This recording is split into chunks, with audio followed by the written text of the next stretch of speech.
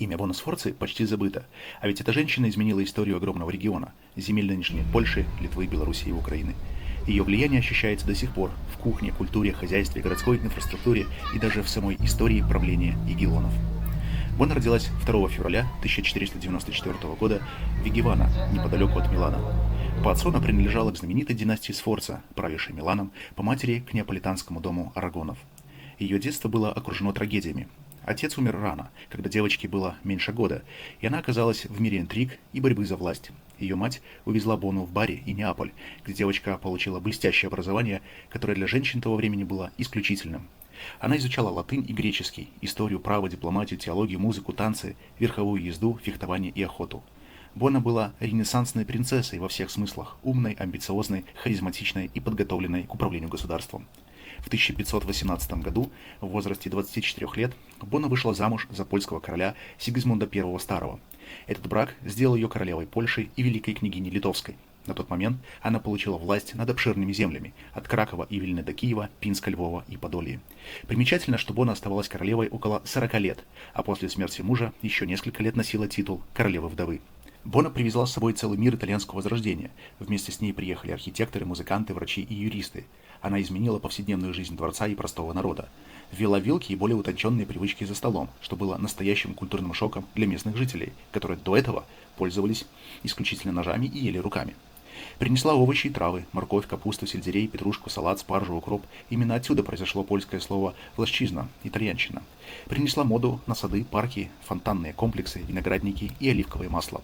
Организовала придворную кухню по итальянским стандартам, с использованием специй, которые раньше были крайней редкостью.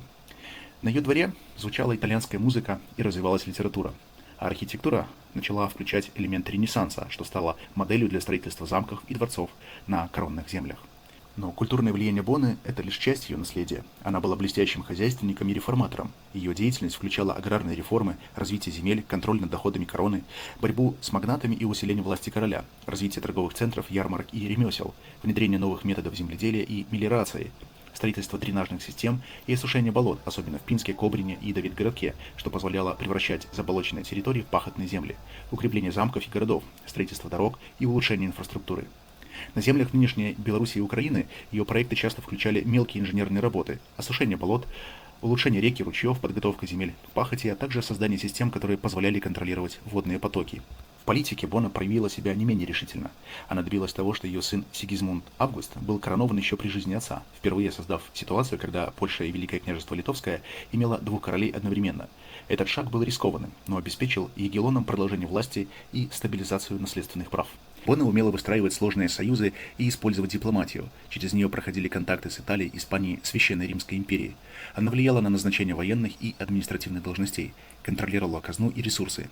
Ее действия укрепляли государственные институты и делали центральную власть более эффективной, несмотря на сильную магнатскую оппозицию. После смерти мужа отношения с сыном ухудшились. Бона уехала в Италию, в Бари, где владела титулом герцогини и жила в Нормано-Швабском замке. Там она провела последние годы своей жизни, занимаясь управлением наследия и поддержкой культуры. 19 ноября 1557 года Бона умерла в возрасте 63 лет и была похоронена в базилике святого Николая в Бари, святыне, где веками собираются паломники. Ходили слухи, что ее отравили ради богатого наследства, но эта драма еще больше усиливает легенду о ней. Наследие Боны Сфорцы невероятно многогранно. Оно проявилось в культурной сфере, хозяйственной деятельности, политике и дипломатии. Она изменила быт и вкусы людей, улучшила инфраструктуру и сельское хозяйство, укрепила династические права, подготовила страну к новым историческим вызовам. Сегодня ее имя часто забыто, хотя влияние осуществляется в повседневной жизни. Вилки, овощи, сады, каналы, городская инфраструктура, торговля и архитектура. Бона Сфорца была женщиной уникального масштаба. Ее наследие показывает, что женщина может быть не только королевой и матерью, но и государственным деятелем, реформатором, стратегом. После нее на этих землях уже не появилось фигуры с таким же комплексом влияния на жизнь государства. О том, почему Бона была так важна и какое влияние она оказала на страны, вашему вниманию интервью с ученым из Бари, который многие годы изучает ее биографию и открывает новые грани личности этой удивительной женщины. Bona Sforza was born in the surrounding of Milano, Milan, and she had a very difficult first years because her mother was the legitimate Duke of Milano, was taken away by the Duke Ludovico il Moro. That's why she was always in a difficulty, because in four, she and other three children, Francis, the little one, went to France and died. She remained alone when the mother decided to accept the Duchess of Bari instead of Milano during the wars between the Spanish and the French kingdoms, and she was compelled to come to Bari, the mother Isabella of Aragon.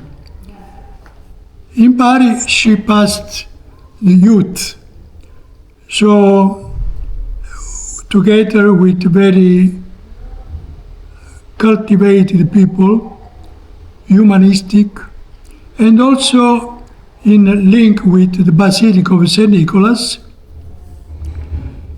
because one of the treasurer of St. Nicholas was a humanist, and another one was a chaplain in the castle.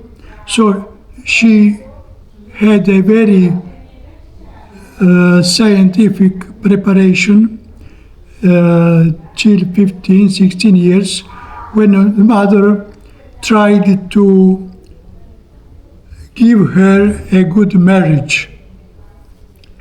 After some attempts, the one that was going on was the one with Sigismund I of Poland, and the marriage was celebrated the 6th of December, St. Nicholas Day, in Naples. Afterwards, she, through Macedonia and Dalmatia, together with important knights and warriors, continued till Poland, where in 1518 they married also officially in Poland Sigismund I. Afterwards, because of the distance of age between her husband and she, her husband left that she was really, in fact, the governor of Poland. That's why the very great reforms she made in Poland that the Polish historians attribute to her husband. But in fact, was she that regulated and the politics of Poland, even towards the Muslims and the wars. For example, the Pope and the Westerners wanted that Poland was in war against Solomon and other heads of. But in that time, the Muslim power was very high, so she did not accept, because she said that all the dying people is from Poland, not from other countries. That's why she was very prudent in politics, but was also very open. That's why she made three important reforms. One, we have to say that she was a Queen of Poland, but practically she had the power more on Belarusia and Ukraine, because in Poland she was the queen, but she couldn't officially command and they have power because it was her husband. But in Belarusia, Pinsk till Kamenets, she had all the frontier lands, and she could do what she wanted in Belarus and Ukraine, till Kiev and other countries, and founded also a little city that was named Rov, especially with Hebrew people, but she changed the name in Bar. And many historians who do not know history of those lands says she founded a city with the name of Bari in Poland, but it's not Poland, it's a center of Ukraine, near Vinica. It's an important city of Ukraine. And afterwards, she made very, very important reforms of lands, because at that time, many of those lands of the frontier of Poland and Belarus were very badly kept.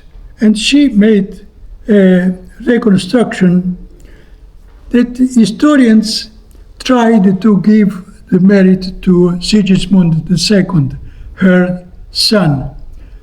But a Belarusian scientist, I read the translation also in Russian,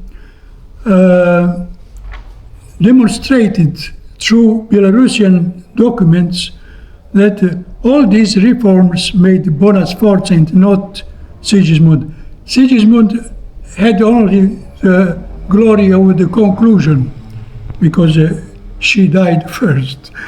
And after this, she made religious reform. In particular, she gave freedom to the Orthodox of Kiev and Ukraine in electing their bishops without the authorization of Przemysl, Catholic bishop of Poland. So she could have made also this religious freedom, because she was Catholic, but in Renaissance mentality, for example, she protected also some Protestants, as Bernardino Chino and other. And also, she had a very important Russian chancery. I translated all the Polish-Russian archive documents, because of the anti-Russian tendency, do not know the Russian sources, Russian but from Poland, because great knights, for example, Konstantin Ostrogski was also the name of the father. Konstantin Ostrogski was a very Orthodox Prince of Kiev. His father, also Konstantin Ostrogski, his name was Basil, but was a knight faithful to Bona Sforza and Sigismund I. Because at that time, the great Duchy of Lithuania was in majority in Russian-speaking people.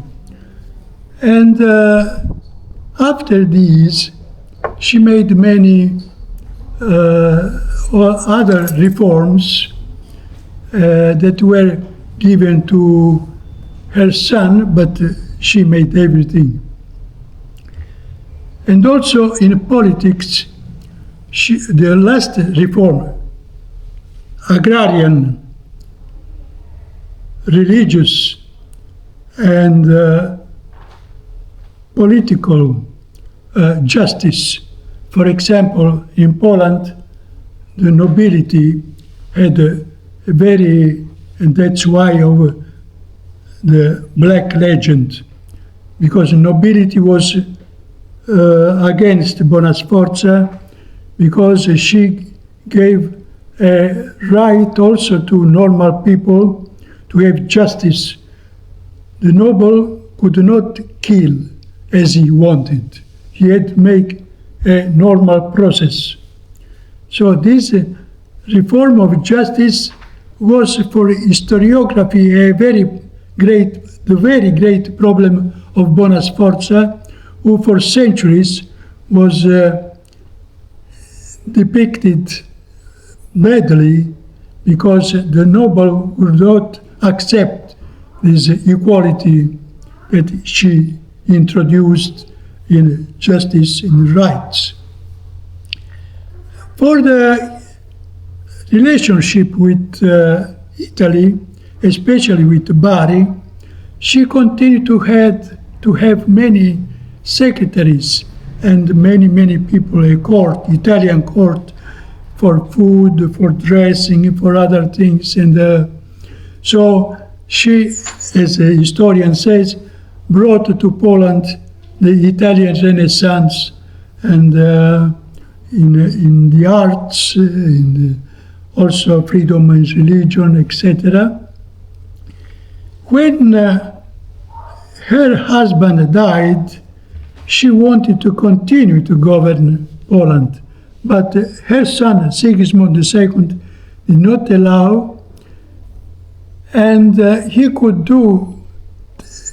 take the power also because the nobles were against Bona Sforza and stressed the fact that the common voice that she was at the source of the killing of the fiancée of Sigismund, Barbara Radziwill, etc.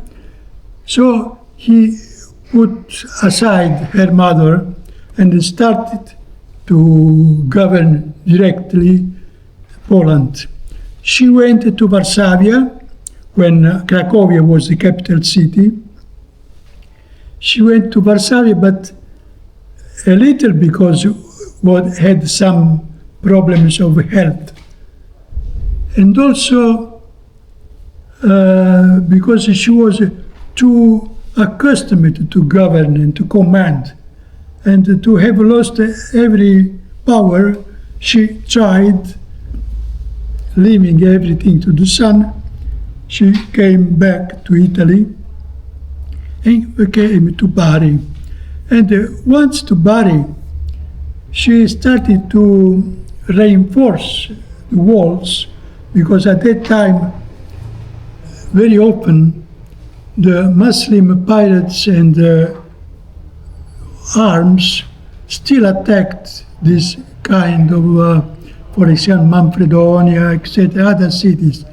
And she worked to give to Bari security against the Muslims.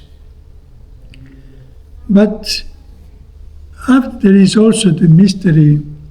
She habited in the castle through her secretaries, and also after 1 year and a half, she died in November 57.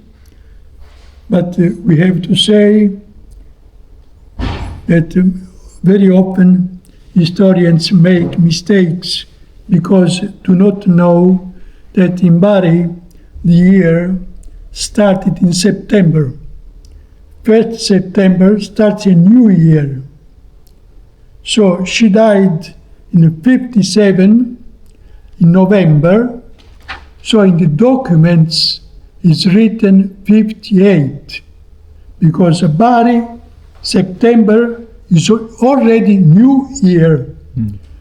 This is a mistake very often made, because the Testament makes 8, but because at Bari, till the beginning of the 17th century, the year starts as the Byzantine tradition, only in Bari. In Naples, no. In Naples was normal 1st of January. And this history brought the the voices against her spread by the nobility, Polish nobility, gave also the voice that she was poisoned. I tried years ago, but I had no many money, powerful, very little possibilities, because it was written that she was poisoned. I tried to laser to see if I arrived to the body in the mausoleum in the church, to see through the laser, but we couldn't reach because probably the body was not well kept, or the stones with the stones. In fact, the reality that I couldn't reach the body with the laser organization, probably also the possibility there is, but it necessary much money. For example, in Palermo, they did so for Friedrich II and Roger II, but it needed very much money. Here is not possible. Many people ask my opinion if it was poisoned or not. There is in our archives, there is a document that creates suspect of poison. But it is not enough, because the document says that the ambassador of Poland, it was a Bavarian inhabitant, said, I wanted to see her when she was dying. This is the document. When she was dying. But Pappacoda, Lorenzo Pappacoda, did not permit to me. This is the only document that makes the suspicion of poisoning. Because if it was not poisoned, why Pappacoda, that was the suspected poisoner, did not permit to the Fanelli, Sigismondo Fanelli, to see the dying queen. So it is a little difficult to say I'm half and a half.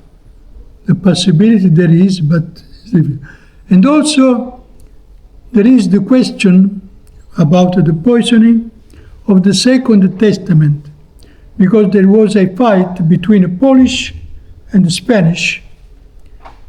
The Spanish people said that Bona Sforza left to the Philip II, while the Polish said no, has left to Sigismund II. So also about this, about the testament, is very difficult, but both the obstacle to see her before dying and the testament creates the mystery of the poisoning. I'm not sure what of the two. I wrote a large book, 400 pages, about Bona Sforza. That's why, because I had the possibility to consult all the Russian documents. That the most important is Vladislav Pochecha, a great book full of documents, but he knew Italians, but he didn't know Russian. While I could read in Belarusian, but I read in Russian, but not Vladislav Pocheta, 1922, a very important article on the agrarian reforms in Belarus. And she, with the documents, demonstrates it was Bona Sforza and not Sigismund I to modernize Belarusia on the agrarian point. And afterwards she decided to have her body in the Cathedral Church in Bari and her interiors to the St. Nicholas Basilica. But her daughter Anna, very powerful Queen of Poland, wife of Stephen Batory, the enemy of Ivan Grozny, Anna decided, nobody knows Cathedral Church. I won't be in St. Nicholas Church. And she had the papal permission to the transferring to St. Nicholas, while the cathedral clergy was very against. That's why before left her, they took away all the richness that was on her and left in 1589. There is in our archive the notary document was brought here. In 93 was made mausoleum by Polish and Italian artists. Afterwards, they made also many frescoes, all St. Nicholas apse with Polish saints and kings. All this was destroyed in 1928 when Old St. Nicholas Church had a restoration, radical restoration. Was destroyed, all the Barocco, destroyed, or sometimes removed in other churches. That's why they destroyed all the apse, the Polish apse, with all the frescoes of saints and the kings and the queens. They wanted to push away the mausoleum of Bona Sforza or in the castle or in another place. But the technicians said to move the mausoleum is very dangerous for the statics of the church. So they accept to leave there. And so that's why all the history of Bona Sforza in I have only 2 or 3 books that I can't give, otherwise I would have given. But I have, if you leave me your mail, I have a kind of PDF of all the books on all the details on her life and the history. And what do you think, what role do you think her legacy and connections to Bari can play today? This one can play today on the 20 freeing of not this one 28. What role do you think her legacy and connections to Bari can play today? Unfortunately, now everything is complicated. I received many invitations from Belarus, from Minsk, Gomel, and other cities, but I said, this is not the good moment for participating, also because of my age. I'm more than 80. I have not the strength anymore. But I send my conferences, my relations, but can read someone else. I think it's very complicated because the new situation, not only now, but also from 2014, from the changing in Ukraine, is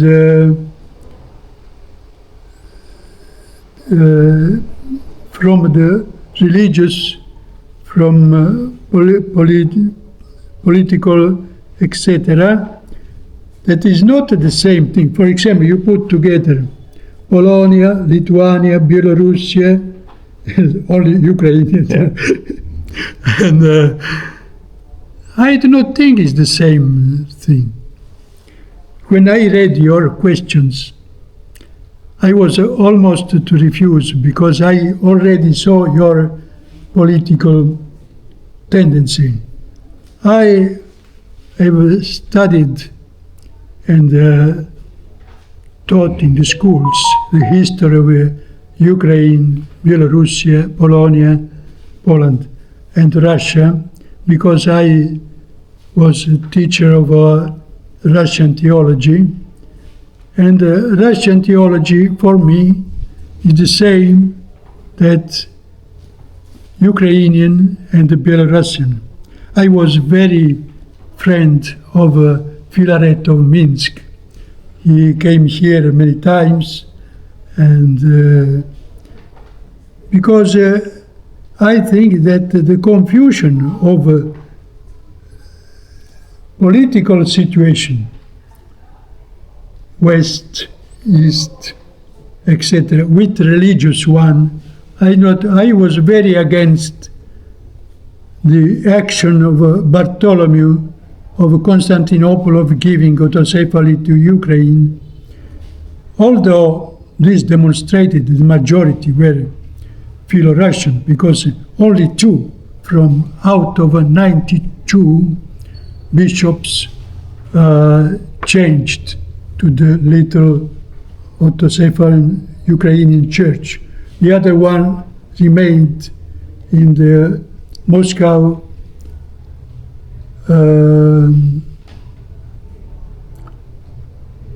not dependency, patriarchate.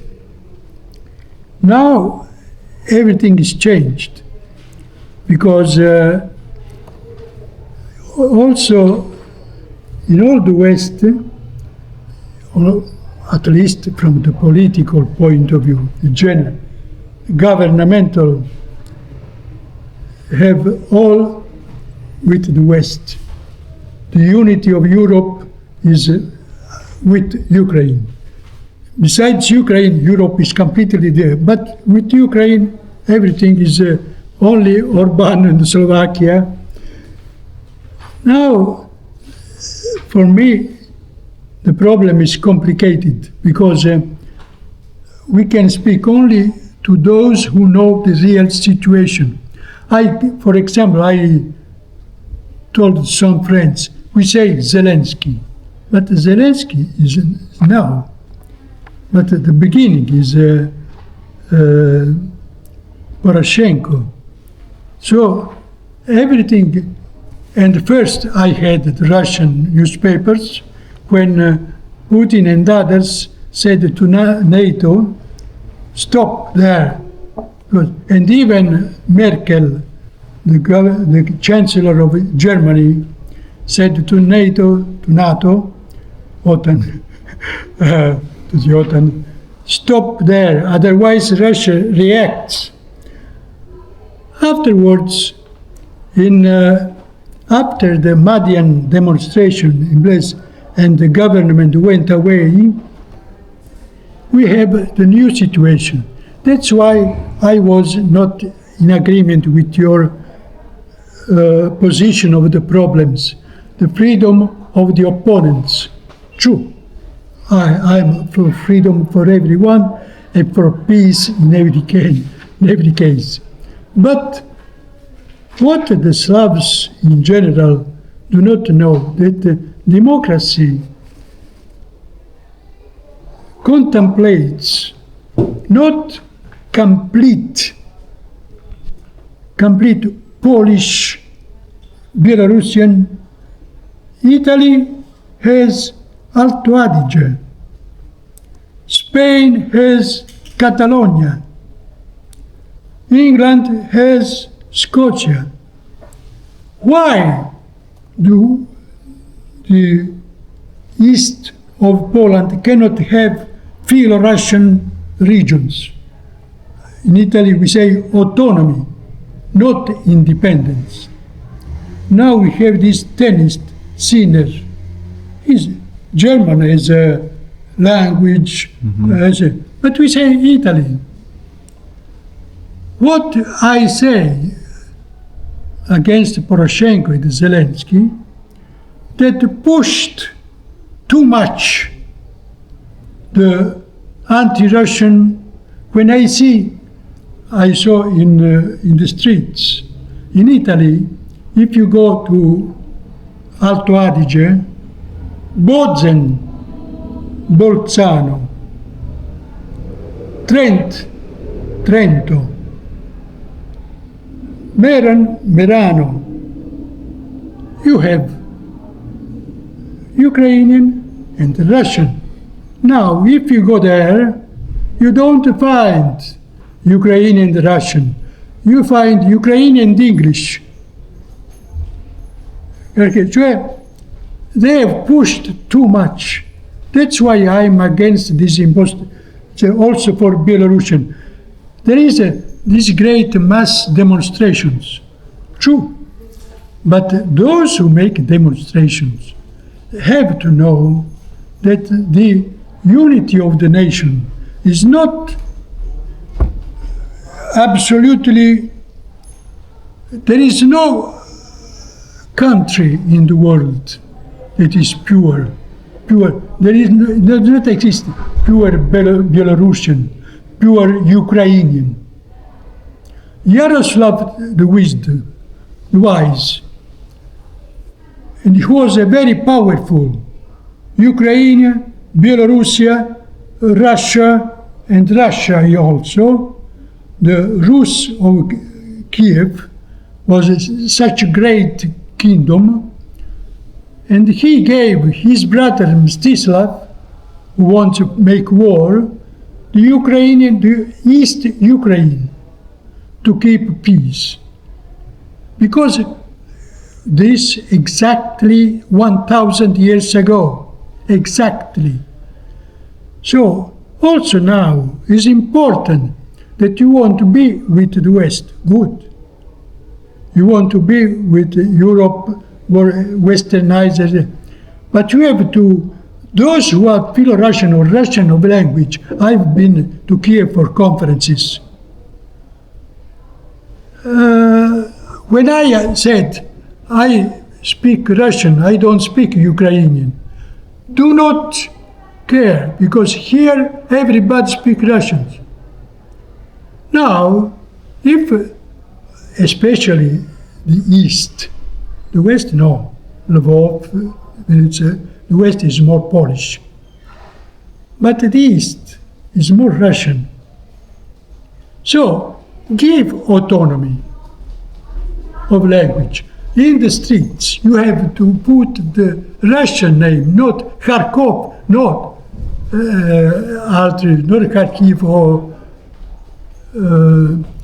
so that's why I'm against Putin for making war.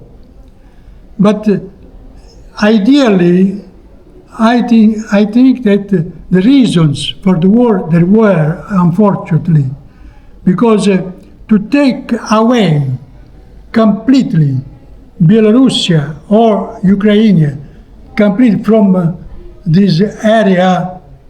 It's true that till the time of Bona Sforza was the same situation with because Bona Sforza had the both, Belarus and Ukraine.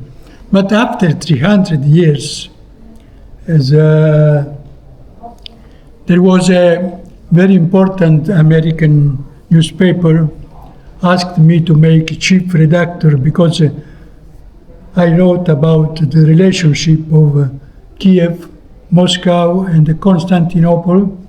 Appreciating my impartiality, I said that the document, the Greek document, is true, that Constantinople is still the patriarch of Ukraine. But it's also true that after 300 years, never Constantinople protested, except till 2 years before Poroshenko made all this. Poroshenko was very badly, Bartholomew was very badly reacting because in the Council of Crete, Moscow did not participate. So he gave autocephaly to Ukraine. And Poroshenko profited of this situation and gave autocephaly. And that's why now it's completely, for Westerners, difficult to reason because they judge according to our values, not freedom is true, but you have to keep different autonomies. So, if, for example, in Belarus it would be the Westerners after, but they have accepted that there are regions more Philo-Russians and other more Philo-Polish for other, but among the Slavs, this concept is very difficult. They are yes or not. It's not so easy. That's why I say it is so complicated.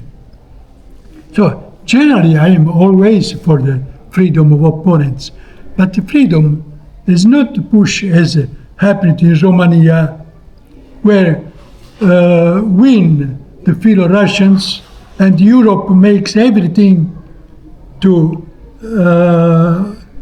nullify, to cancel the elections. You know, as in Georgia, as in Romania, and now they are doing in Moldova, and it's not so easy. The problem is that to pass to Westerns, you have the possibility to go back to Philo-Russians or to Philo-Americans, to have the freedom to alternate. On the contrary, when you enter the NATO, OTAN, it's not easy to go back. For example, Italy.